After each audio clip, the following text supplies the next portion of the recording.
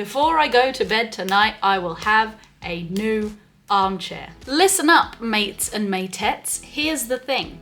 I'm usually a very patient person. When it comes to other people, when it comes to detailed work, I'm a very patient person. But when it comes to having an idea for a DIY thing, I want to do it and I want to do it now. Which is why I look like this right now. This is an extremely inaccurate representation of me because I never wear caps, but I haven't washed my hair in a week. I've just been to the gym. I actually really need a shower. But I got back from the gym and I want to change my armchair. I don't like it. It's brown, it's secondhand, which is wonderful. I can no longer see that brown in my apartment. I don't want the brown.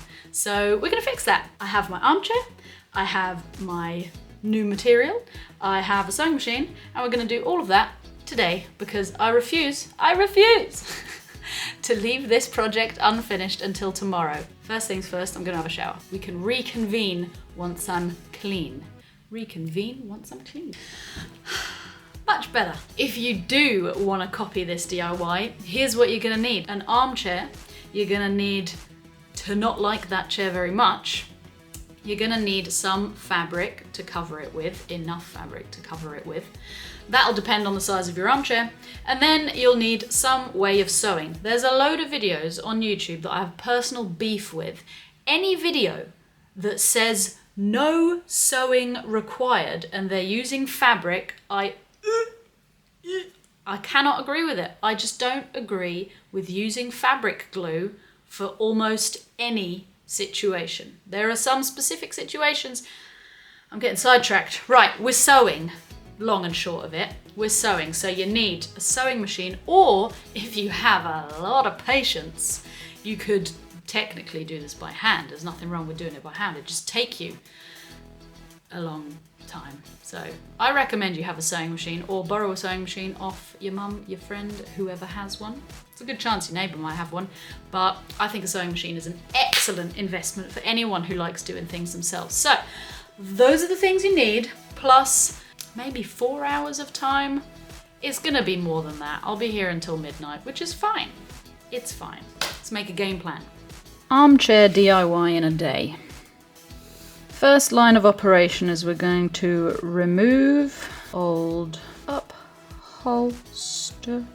Number 2, measure up. Armchair. 3 is gonna be sew panels together. All right, and step 4 will be enjoy new armchair.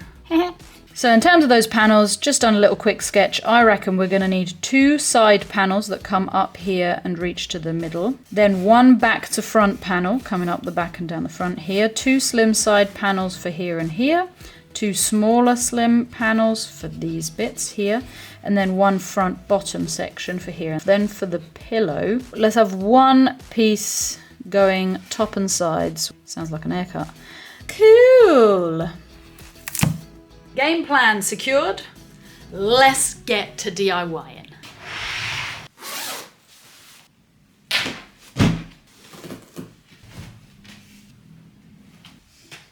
He's looking a little bit naked. I quite like the look with the feet out, so I'm gonna keep that. I'm not gonna take the new fabric all the way down. Just had a realization. Plans change, that's why we make them, so we can change them. I can actually make the side panel one thing with this slim bit, so I'm gonna cut it out like that, and then it's gonna go that way and down there to save on individual bits. Less effort, more fun. I like it. Of course, we're also gonna need some fabric. How could I forget? This is what I've got. It's like Teddy Sherpa something or other, and it's nice and big. It's 2 by 220 meters or 200 centimeters by 220 centimeters. But before using this, I think it's important to wash it. So here's one I washed earlier. I've always wanted to say that. Yeah, I bought 2 just in case one wasn't going to be enough.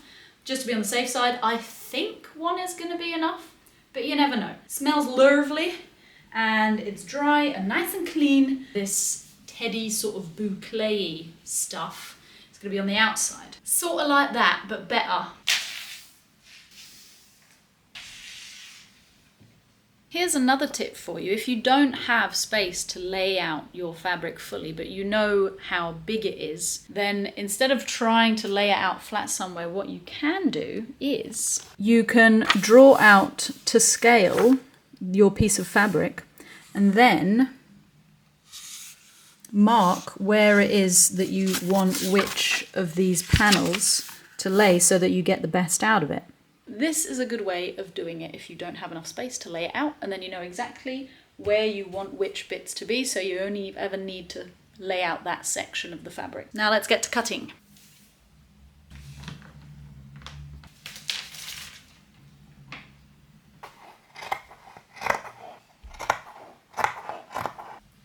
Obviously, all of these measurements include seam allowance because you're not going to sew the bits of fabric together like this.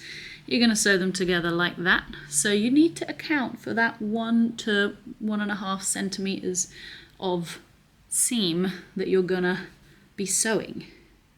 Allow it. Seam allowance. Alrighty. We've got all of our bits. I was just able to cut out everything from one single throw blanket, can you imagine? So now I'm just gonna place it all on the thing and see where I need to make any changes before I start sewing. Isn't she lovely? She needs sewing, but essentially this is what we want. Now what I'm going to do is I'm going to choose the panels that I'm going to sew together, and then I'm going to pin them along where I'm going to sew, just so that I don't make any mistakes. And then we're going to head over to the overlocker. You definitely don't need an overlocker. You could do this with a regular sewing machine. I'm just being really lazy because what the overlocker does is it finishes the seam for me and it cuts the raw edge off, and I don't have to do that then afterwards.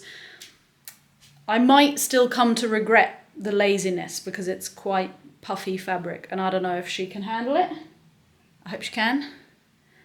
There's only one way to find out. I forgot to eat and it just hit me, hence the apple. Be back in a minute. Here goes nothing.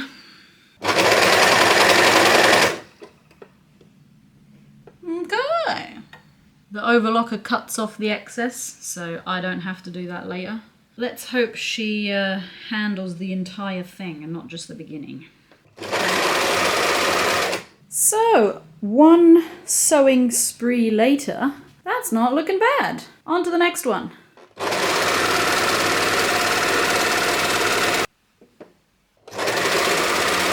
And what's this? Where even am I? Top of the morning to you. The camera died last night, which was extremely rude. Died while I was sewing. So that last frame is the last thing I got on camera. But all it was more of the same. Just sewing up the seams where they were meant to go and then putting the thing on the thing. Let's have a look. Surprisingly, I did finish last night. I think it was midnight or so. So, are you ready? I've never done a reveal before. This is exciting. So let's have a look at the before.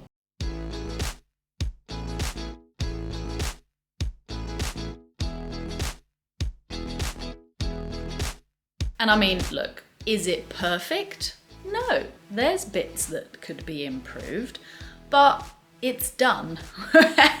And that is better than perfect for me. And it looks good, it looks fine. Nobody's gonna come in, well, first of all, I don't invite people over, but if I did invite people over, nobody's gonna come in and look at that and think, oh, you did that, didn't you, Jess? And you didn't do it very well. They're gonna look at it and think, ooh, that's a nice white boucle chair, unless I spill something on it, which is also very possible.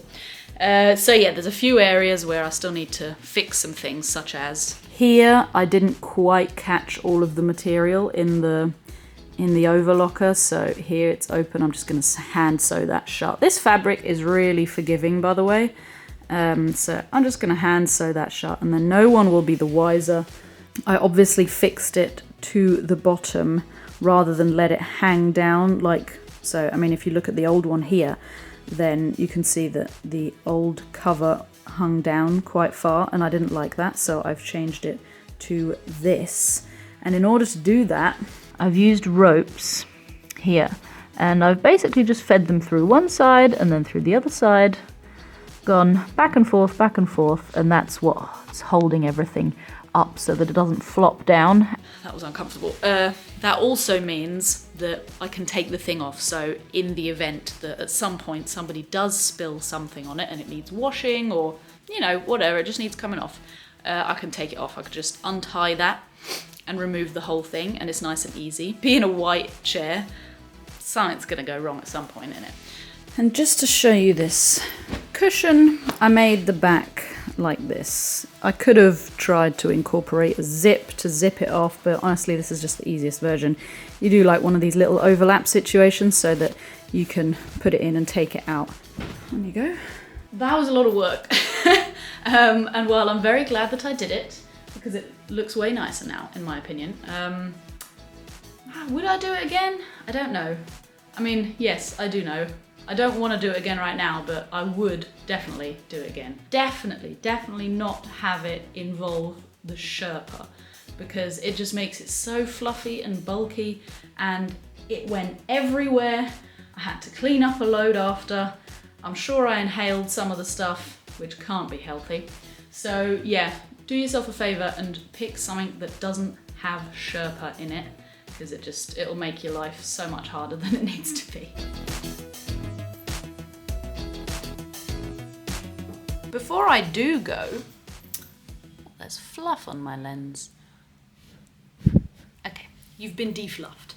Before I go, here's something that I made the other day. Let me know if you'd be interested in seeing how to make your own little cord baskets for you to put stuff in. This one houses my most recent beading project, which is